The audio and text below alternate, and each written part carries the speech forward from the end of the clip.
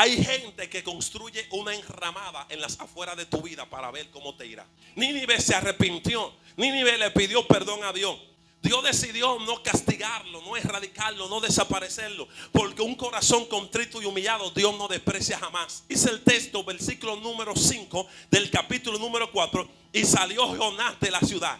¿Por qué Jonás salió de la ciudad? Porque Jonás entendía que la ciudad iba a ser destruida. Jonás entendía que esa ciudad era digna de ser castigada. Para que el castigo no me caiga a mí también, yo tengo que salir de acá. Y se movió. Jonás entendía que el castigo era más fuerte que el perdón. Y ese es el problema que tenemos mucho. Pregúnteme cuál.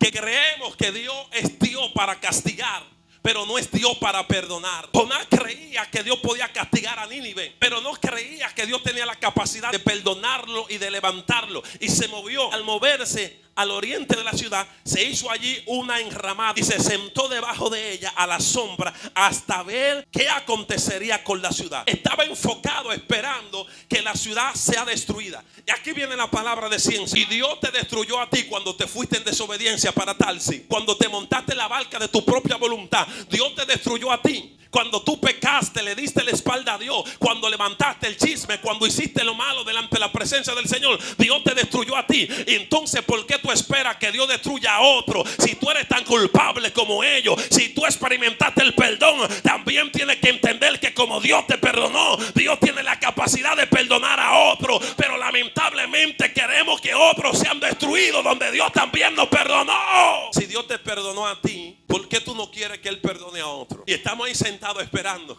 Yo voy a ver qué le va a pasar. A ese le va a ir mal y a ti te fue mal. Porque por un momento la tormenta te sacudió, por un momento será su ira, pero su misericordia dura toda la eternidad. Sí, Dios te va a sacudir en un momento, pero usted tiene que entender que también usted peca, que también usted falla, que también usted le da la espalda a Dios, que también muchas veces nos montamos en nuestra propia barca y huimos lejos de la presencia de Dios. Corremos detrás de nuestra propia voluntad, de lo que nos llama a nosotros la atención. Y ahí está Jonás sentado, el hombre que comete pecado esperando que Dios mate a otro. Pero el primero que tiene que morir eres tú. El primero que Dios tiene que matar es a mí.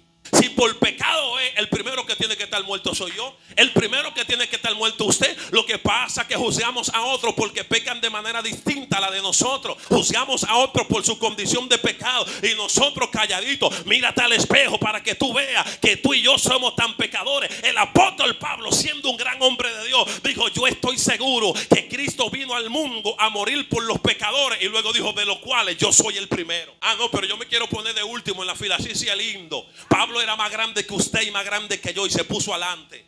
Porque el que se pone adelante es lavado primero. Quien reconoce sus faltas y su pecado ya califica para ser perdonado. Pero quien no lo reconoce está anulando el sacrificio de Cristo en la cruz del Calvario. Lo único que anula el sacrificio de Cristo es la autojustificación. No te justifique. Dile: Señor, perdónalo, porque yo también fui desobediente. Yo corrí de tu presencia, me monté en la barca equivocada, huir lejos de tu presencia, huir lejos de ti. Como tú me perdonaste a mí y abriste la boca del gran pez para que me guardara y me llegara a mi destino, ten misericordia de ellos. Pero no, nos sentamos para ver qué va a pasar con fulano. Fulano tiene un ministerio bonito, pero de esta ni el médico chino lo salva. Y esperamos lo peor para las personas que nos quedan al lado. Esperamos que el diablo se lo lleve para decir: yo lo sabía, que usted sabía que. ¿Por qué el diablo no te ha llevado a ti? Parece piedra, pero es maná. Juicio sin misericordia se le hará a todo el que no hace misericordia. Usted alcanza misericordia aprendiendo a perdonar a otros. ¿Qué te pasa, Jonás? Yo te perdoné a ti y hoy tú te sientas para ver cuál será el fin de otros. Dile a alguien: sentado para ver su ruina. Hay gente que construye una enramada en las afueras de tu vida para ver cómo te irá. Pero no me va a ir como tú quieras. Me va a ir de acuerdo al plan que Dios elaboró. Se sientan a observar, no para ayudarte, sino para ver cómo te irá. Porque el propósito es ese. David dijo: vienen a mi casa a verme para luego salir a divulgar. Todo hermano engaña con falacia. Hay gente que va a tu casa con mucho amor y llevan hasta el sobrecito de café. Vine a colar el café. Es para ver si los calderos hoy usted lo prendió. Para ver cómo le va. No le abra tu espacio a todo el mundo. Porque hay gente que se va a sentar para criticarte, para matarte. Están esperando a ver cómo te irá. No permita que nadie le lleve chisme. Usted quiere probar si la intención del chismoso es levantar a alguien. Cuando alguien vaya a contarte algo de alguien, Dígale, antes de contarme, vamos a orar 1 hora. Ay, no tengo tiempo, que dejé la habichuela prendida. Chismosa, chismoso. Si tiene tiempo para hablar de otro, pero no tiene tiempo para orar, su intención no es levantarlo, es destruirlo. ¿Cuándo fue la última vez que en vez de hablar de alguien oraste? Y alguien dirá, lo está diciendo por mí. No lo digo por ti, te lo estoy diciendo a ti. Tu intención debe ser levantar. Se sientan a observar, no para ayudar, sino para validar su propio juicio. El juicio que ellos determinaron que te iba a caer, para decir, yo lo sabía, míralo ahí. Lo mismo que yo esperaba le pasó. Pero ignoran un detalle profundo. La audiencia no tiene poder sobre el destino del protagonista. Quien escribió el guión es que decide lo que le va a pasar al protagonista. Y usted sentado en la silla viendo la película, usted puede decir, ojalá pase esto y esto y esto. Se va a quedar con el deseo, porque no es lo que usted quiera que pase. Ya todo lo que va a pasar está escrito. Por eso Dios escribió tu historia antes de que tú nacieras. Y todo el que se sienta a ver tu historia, todo el que se sienta a ver tu película, se va a quedar con el deseo de que te muera. Levanta tu mano arriba, pero no te vas a morir donde el diablo dijo. No te vas a quedar donde el diablo te trazó límite, donde te trazó peligro, porque tú vivirás. Dile al que te queda al lado, tú eres el protagonista de la historia. Y no importa lo que esté pasando, lo que esté atravesando, Dios decidió, en vez de matarte, perdonarte. Y a quien Él perdona lo levanta y le da vida. Quien se sienta a ver tu caída como si fuera un espectáculo, ha olvidado que la sombra de su propia envidia no puede ocultar la luz del propósito de Dios para contigo. Dile a alguien, vas a alumbrar sin importar la sombra de la envidia de quien te rodee. No solamente Jonás se sentó afuera para ver cuál era la ruina de Nínive. Había un hombre, Pedro, intrépido, que era del ministerio de Jesús, quien se había convertido en un apóstol, uno de los más sobresalientes de los 12. Era alguien impulsivo, tomaba decisiones sin antes pensarlo. En un momento tiene un diálogo, una conversación con el Mashiach.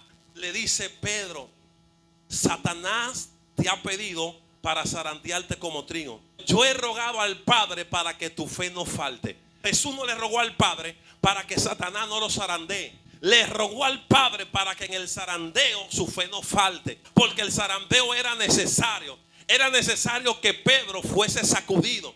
Porque el sacudimiento, el zarandeo, es lo que separa el trigo de la paja. Como cuando antes se limpiaba el arroz, que tenía mucho macho, le hacían así, ¿verdad? Y la brisa que hacía, se llevaba el macho, la paja, y el arroz se quedaba. Cuando el diablo sacude una iglesia, lo que son trigos son los que permanecen, los que son genuinos son los que se quedan, los que son pascas se van, los que no son de Dios se van, pero los que son de Dios permanecen para siempre. Dile al que te queda al lado, los que confían en Jehová son como el monte de Sión. No hay zarandeo, no hay crítica, no hay calumnia, no hay proceso, no hay guerra, no hay adversidad, no hay enfermedad que saque de la mano de Dios a un hombre que está cimentado.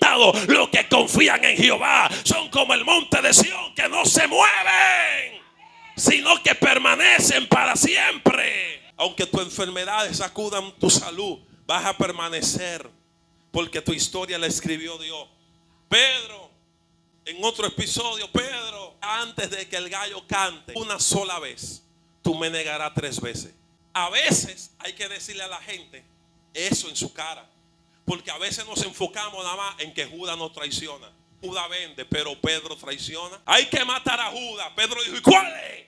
¿Quién es? Yo me atrevo a matar al que niega al maestro. Dime quién es, le dijo en la mesa.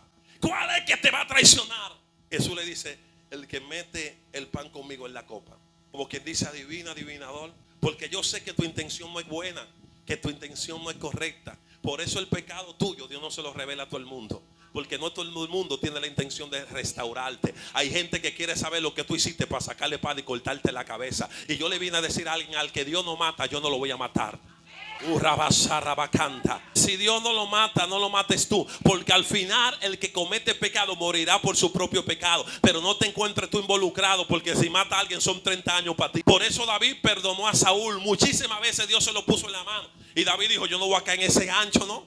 Yo no voy a matar al que Dios puso. Si Dios lo puso, que lo quite él. ¿Y sabe quién mató a Saúl? Pregúnteme quién.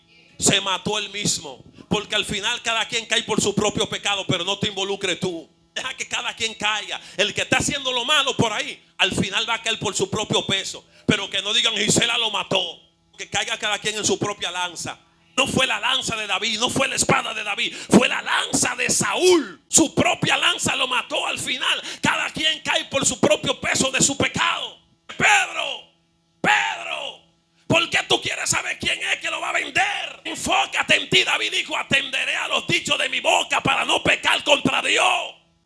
enfocados en lo que otros hacen y no en lo que nosotros hacemos. Debemos enfocarnos nosotros en nuestra propia vida. A veces no podemos ni siquiera con la carga de nuestra propia vida. No nos da el sueldo que tenemos para pagar el arriendo, para pagar el alquiler. Eso quiere dejar dicho que nuestras propias cargas nos quedan grandes. Yo a veces no puedo con mi propia vida.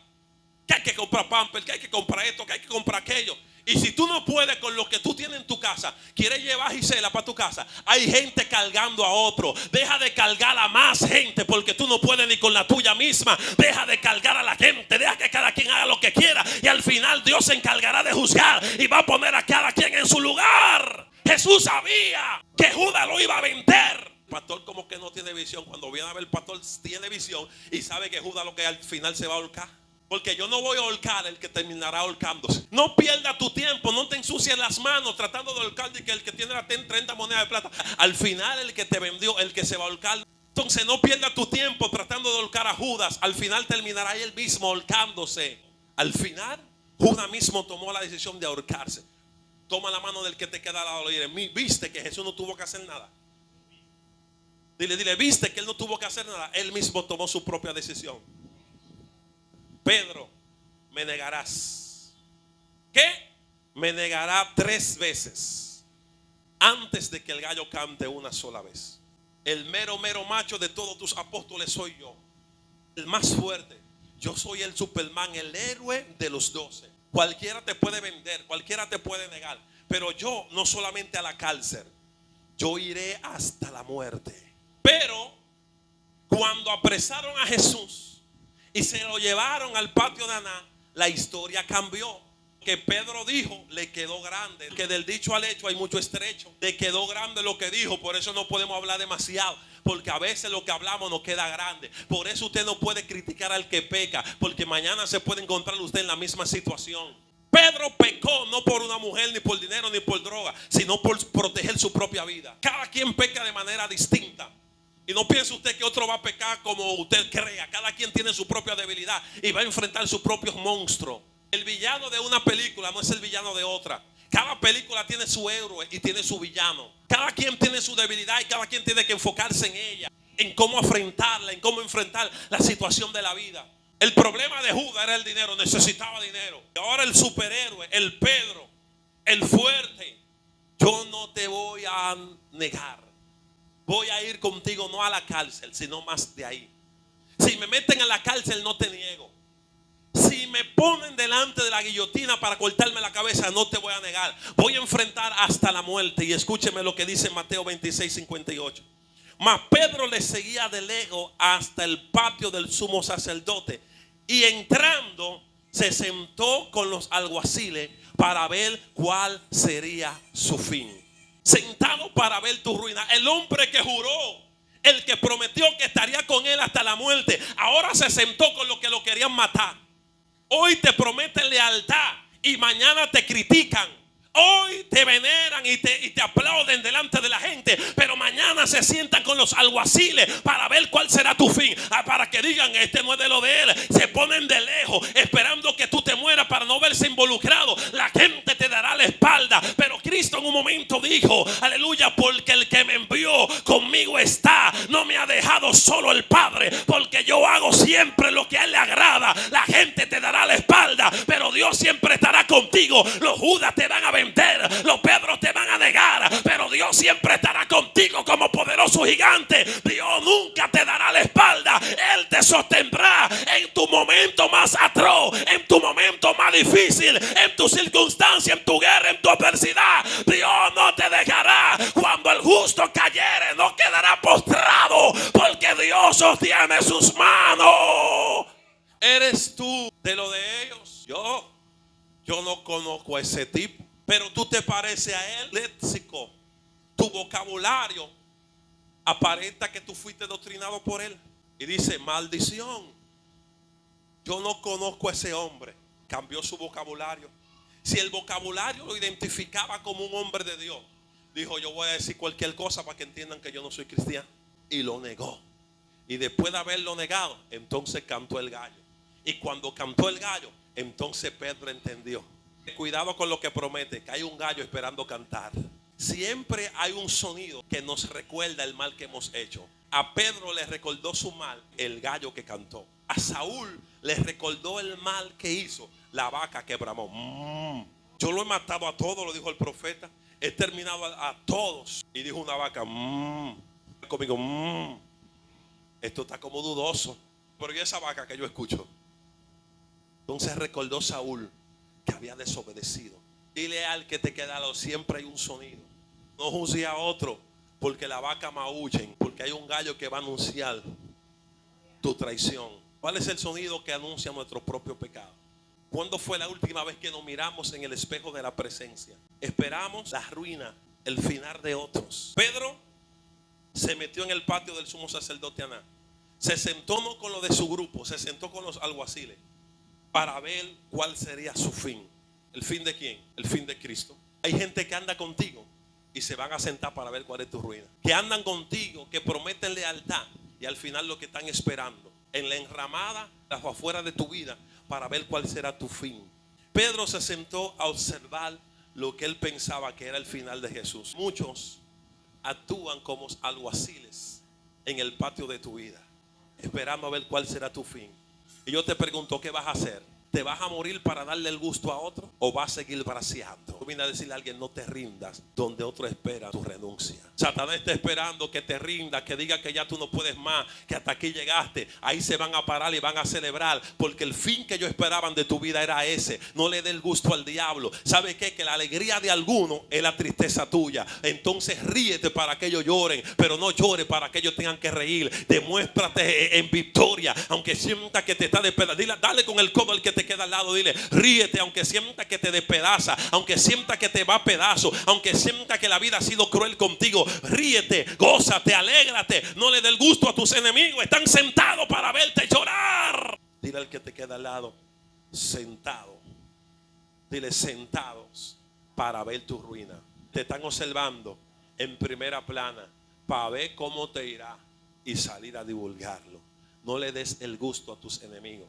No permita que tu vida termine con el fin que ellos desearon. Vive de maldad. Dile a alguien, de maldad voy a sobrevivir.